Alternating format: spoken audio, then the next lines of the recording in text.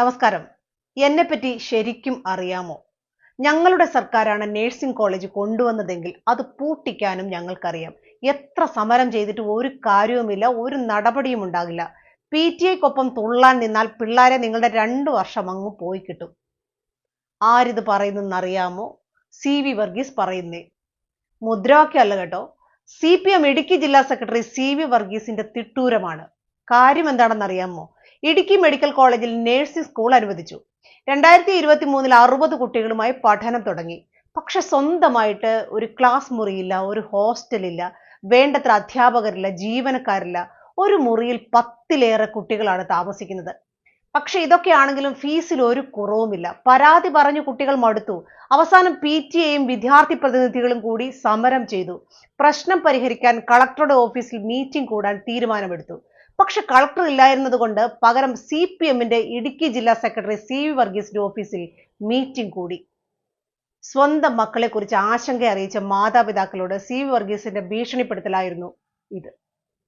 ഇനി ഏത് സാഹചര്യത്തിലായാലും CV വർഗീസിന് ഇങ്ങനെയൊക്കെ പറയാൻ കൊള്ളാമോ? പാർട്ടി കൊണ്ടുവന്നതാണെങ്കിൽ പൂട്ടിക്കാൻ ഞങ്ങൾക്ക് അറിയാമെന്ന് നിങ്ങൾ ആരോടാണ് ഈ പറയുന്നത്? കേരളത്തിലെ പൊതുസമൂഹത്തിനോടോ? വിദ്യാർത്ഥികളെ സംബന്ധിച്ചുള്ള വിഷയമാണല്ലോ ഇത്. അപ്പോൾ ഇവിടുത്തെ SFIക്ക് എന്താണ് ഈ വിഷയത്തിൽ പറയാനുള്ളത്? പാർട്ടി കൊണ്ടുവന്നതാണെങ്കിൽ പൂട്ടിക്കാൻ അറിയാമെന്ന സ്റ്റേറ്റ്മെന്റ് DYFI ശരിവെക്കുന്നുണ്ടോ, അതോ CV വർഗീസ് പറഞ്ഞത് തിരുത്തപ്പെടേണ്ടതാണെന്ന് പറയാനുള്ള ധൈര്യമുണ്ടോ നിങ്ങൾക്ക്? ഇടുക്കിയിൽ നിന്ന് തന്നെയുള്ള മന്ത്രി റോഷി അഗസ്റ്റിന് എന്താണാവോ ഇക്കാര്യത്തിൽ പറയാനുള്ളത്? MM മണിക്ക് എന്താണ് പറയാനുള്ളത്? എന്താണ് മറുപടിയെങ്കിലും ഞങ്ങൾ ഇടുക്കിയിലെ ജനങ്ങൾക്ക് പറയാനുള്ളത് പറയാം. പൂട്ടും അടയ്ക്കും എന്നൊക്കെ പറയാൻ CV വർഗീസിന്റെ തറവാട്ട് സ്വത്തൊന്നുമല്ല ഇടുക്കി മെഡിക്കൽ കോളേജിലെ നഴ്സിംഗ് കോളേജ്. അത് സർക്കാരിന്റെ പണം ഉപയോഗിച്ച് കെട്ടിപ്പടുത്തതാണ്. സർക്കാരിന്റെ പണമെന്നാൽ ഞങ്ങളുടെ കൂടി പണമാണ്. നാട്ടിൽ കൂടിയുള്ള പ്രൈവറ്റ് ബസ്സിന് മുഴുവൻ അള്ളുവെച്ച് സ്വന്തമാക്കിയും ഇടുക്കിയിലെ പാറമടയും അല്ലാത്ത മടയും ഒക്കെ തറവാട്ട് സ്വത്താക്കിയും ഉണ്ടാക്കിയ പണമല്ല.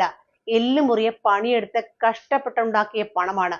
ആ പണം ഉപയോഗിച്ച് സർക്കാർ കെട്ടിപ്പൊക്കിയ നഴ്സിംഗ് കോളേജ് അടയ്ക്കും എന്നൊക്കെ പറഞ്ഞാൽ അത് ശുദ്ധ ആഡംബരമാണ്.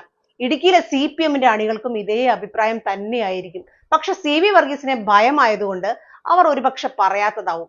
ഇനി കളക്ടറുടെ ഓഫീസിൽ കൂടിയ മീറ്റിംഗ് എന്ത് കാരണത്തിന്മേലായാലും CPM സെക്രട്ടറി CV വർഗീസിന്റെ ഓഫീസിൽ നടത്താൻ പാടുണ്ടോ എന്നൊരു ചോദ്യമില്ലേ? ഈ കളക്ടർ പദവി CV വർഗീസിന്റെ താഴെയാണോ അതോ മുകളിലാണോ? ഒരുപക്ഷെ പാർട്ടി ഓഫീസിൽ മീറ്റിംഗ് കൂടാൻ അനുവാദം കൊടുത്തത് കളക്ടറുടെ നന്ദി കാണിക്കലായും കരുതിക്കൂടെ? മുൻ കളക്ടർ V വിഘ്നേശ്വരി ഇടുക്കിയിലെ വിദ്യാർത്ഥികളെ സ്വപ്നങ്ങൾ കാണാൻ പഠിപ്പിച്ചു തുടങ്ങിയത് കൊണ്ടാകാം CV വർഗീസ് അവരെ രായ്ക്ക് രാമാനം ഇവിടെ നിന്നും ഓടിച്ചു വിട്ടത്.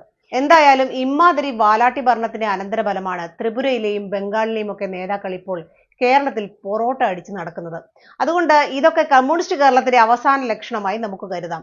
എന്തായാലും ഈ മാടമ്പിത്തരമൊക്കെ 6 മാസം കൂടി സഹിച്ചാൽ മതിയല്ലോ.